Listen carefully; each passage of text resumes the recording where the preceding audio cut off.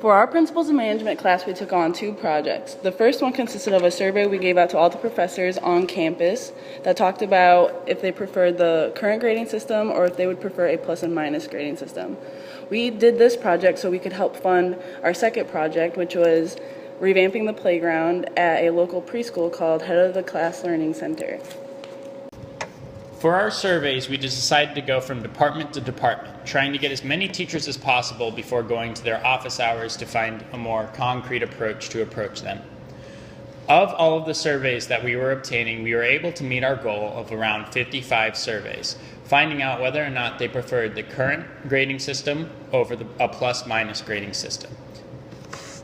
After determining how we would provide funding, we decided that we wanted to look for a local group who was in need of help.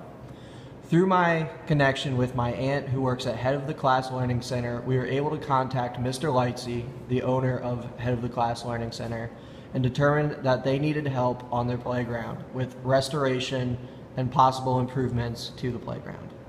After multiple discussions with Mr. Lightsey and his wife, we were able to determine the things we were going to do at the preschool itself.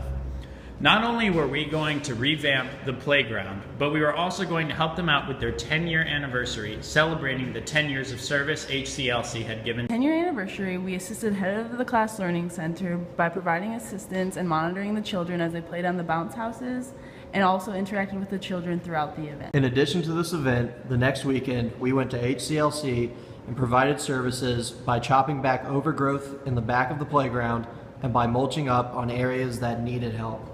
The next time we went back to HCLC, we decided to tackle something that the students there wanted quite a bit, which was a new basketball hoop.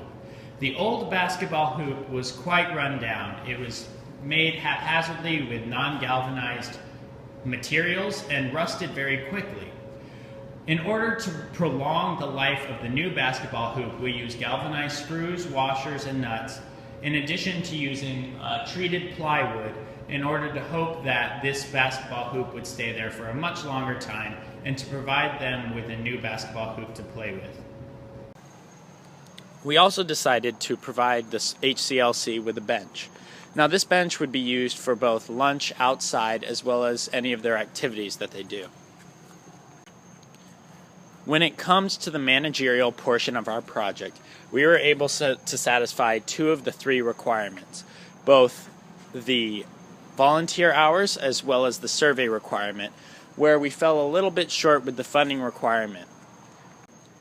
However, falling short with the funding requirement didn't turn out poorly for us. In fact, we did not need to use a lot of funds that we had first anticipated using. So in fact, we had actually excess funds after the project was said and done, meaning that while we may have failed our predetermined goal, we were not crunched for any money in the end. All in all, we believe that we were able to successfully complete our managerial project and manage around 5 to 6 people very effectively at all times during our time at HCLC.